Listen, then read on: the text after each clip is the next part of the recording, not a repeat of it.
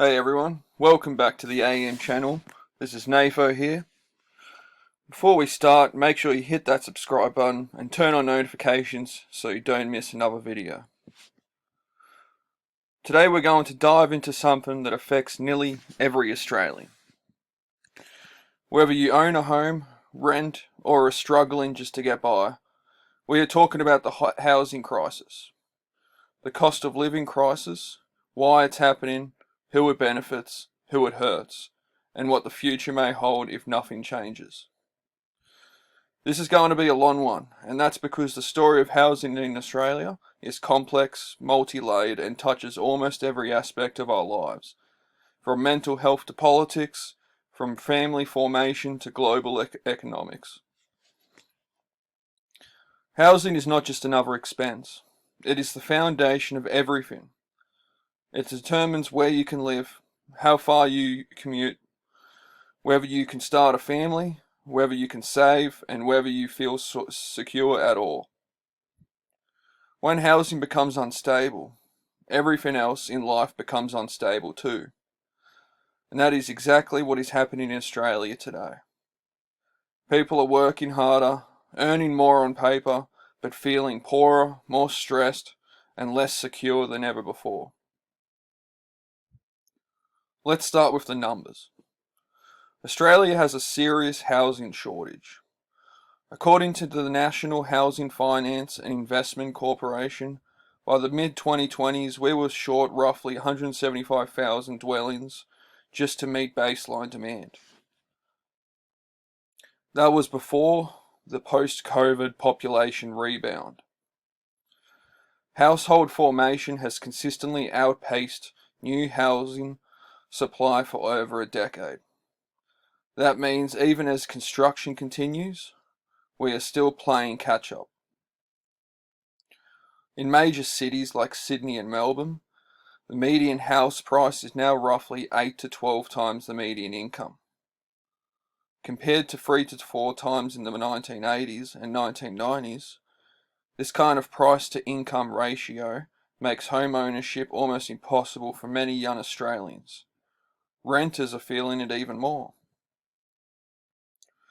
National vacancy rates in some regions have fallen below 1% and over 30% of renters are now considered to be in housing stress, meaning they pay more than 30% of their income or rent. We need to understand why this is happening. Housing in Australia has not just become more expensive, it has become a financial asset first and a home second. Tax incentives like negative gearing, capital gain discounts, and stamp duty advantages created a system where investing in property became more profitable than building affordable homes. Developers naturally build what is most profitable: luxury apartments, inner city units, and speculative properties. The type of housing ordinary Australians need, social housing, affordable family homes, mid-density developments, is often ignored. This is not a conspiracy, it's how incentives work. The generational aspect of this crisis is also crucial. Baby boomers did not steal housing, but they entered the market in an era when land was cheap, wages were rising, and property prices were affordable relative to income. Today, that wealth is largely locked into property, and older Australians have a political incentive to protect it. Younger generations are left paying high rents on mortgages just to access stability.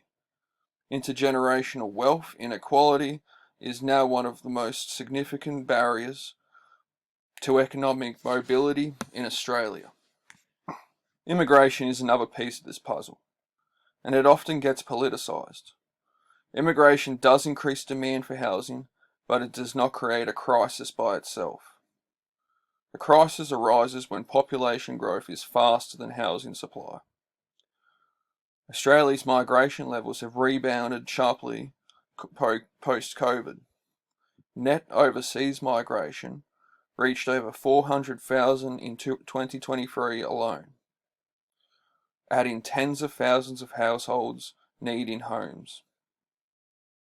At the same time, construction slowed during the pandemic, labour shortages intensified, and material costs rose.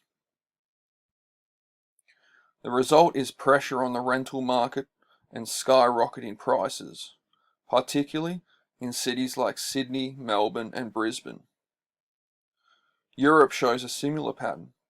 Cities like London, Berlin, Amsterdam, and Paris have experienced high migration and an inadequate housing supply, resulting in skyrocketing rents, rising homelessness, and social tension. This is about planning failures and the failure of governments to match supply with demand. Speaking of governments, let's talk about the Albanese government. Anthony Albanese inherited a system that has been underbuilt for decades. His government has announced initiatives like the Housing Australia Future Fund, shared equity schemes, and a target to build 1.2 million homes by 2030. These initiatives are not meaningless, but they are slow relative to the immediate pressure that Australians face. Housing pressure is real time. While policy delivery takes years, meanwhile high migration continues, which intensifies competition in the short term. This lag between announcement and delivery erodes trust and fuels frustration, especially for those already struggling to pay rent or save for a deposit. The cost of living crisis compounds everything. Housing is the largest household expense, consuming an average of around 30 to 35% of income for renters, and an increasing proportion for mortgage holders. Mortgage repayments have risen dramatically following interest rate hikes, and real disposable income has fallen for many households despite nominal wage growth, add energy insurance, healthcare, transport, and food costs. And it becomes clear why even working Australians feel financially squeezed. The economy may be growing on paper, but this growth primarily benefits those who already own assets, not the majority of working people. We also have to consider the global context. The world is changing fast. Tariffs introduced under Donald Trump are a signal of the broader trend toward deglobalization. Global supply chains are fragmenting, and the cost of goods and construction materials is rising. This has direct implications for housing costs in Australia, which relies heavily on imported materials for construction.